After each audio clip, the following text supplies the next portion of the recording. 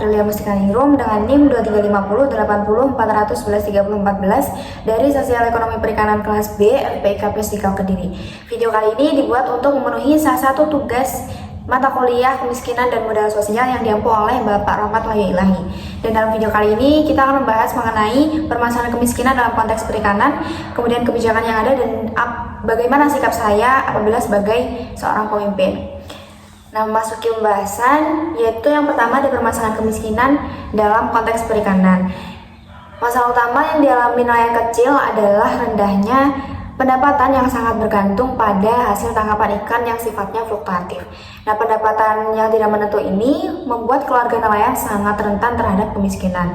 Kemudian faktor lain yang memperparah adalah rendahnya pendidikan nelayan sehingga mereka kurang memiliki akses teknologi dan juga keterampilan yang baru. Kemudian selain itu, nelayan skala kecil sering terjebak dalam sistem pemasaran yang tidak adil, di mana harga jual ikan lebih banyak ditentukan oleh pedagang perantara yang menguasai pasar. Kemudian ketergantungan pada alat tangkap yang tradisional dan terbatas, serta perubahan musim juga dapat menghambat hasil tangkapan yang optimal. Kemudian kesadaran terhadap pentingnya pelestarian lingkungan laut masih rendah juga, yang mana beresiko menurunkan sumber daya ikan secara berkelanjutan. Kemudian dari studi kasus dan permasalahan itu tadi, sebuah kebijakan yang ada, pemerintah melalui Kementerian Kelautan dan Perikanan telah mengeluarkan sejumlah kebijakan untuk mengatasi masalah ini, di mana program bantuan alat tangkap modern ditujukan untuk meningkatkan produktivitas nelayan. Kemudian selain itu, pemerintah juga menyediakan jaminan sosial melalui BPJS Ketenagakerjaan bagi nelayan untuk memberikan perlindungan sosial.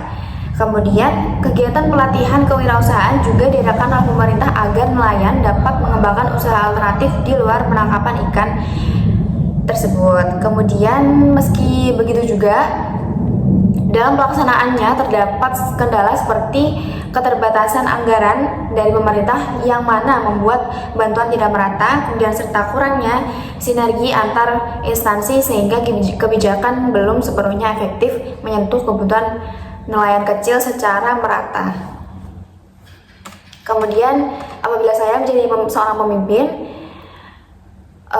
jika saya diberi kesempatan tersebut, langkah pertama yang saya ambil adalah memperkuat koordinasi antar lembaga pemerintah untuk memastikan program bantuan dan pelatihan dapat berjalan terpadu dan sesuai kebutuhan masyarakat nelayan.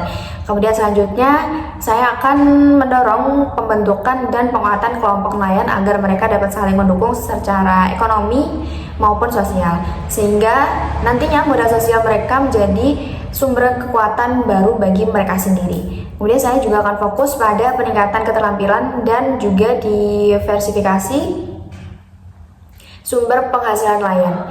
Misalnya dengan pelatihan usaha budidaya ikan atau pengolahan hasil laut, sehingga nantinya pendapatan mereka tidak bergantung semata-mata hanya pada tangkapan itu saja, tapi bisa juga dengan olahan yang dihasilkan itu tadi.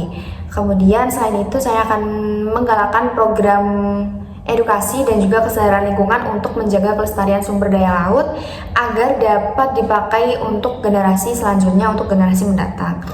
Kemudian yang terakhir, saya akan mengupayakan akses pasar yang adil bagi nelayan-nelayan kecil agar nantinya harga jual hasil tangkapan mereka itu juga lebih menguntungkan. Jadi tidak merugikan maupun menguntungkan salah satu pihak saja seperti studi kasus yang di-mention sebelumnya. Jadi semuanya terbagi rata dan juga adil. Seperti itu. Oke, mungkin cukup sekian penjelasan dari saya. Kurang lebihnya mohon maaf. Terima kasih. Wassalamualaikum warahmatullahi wabarakatuh.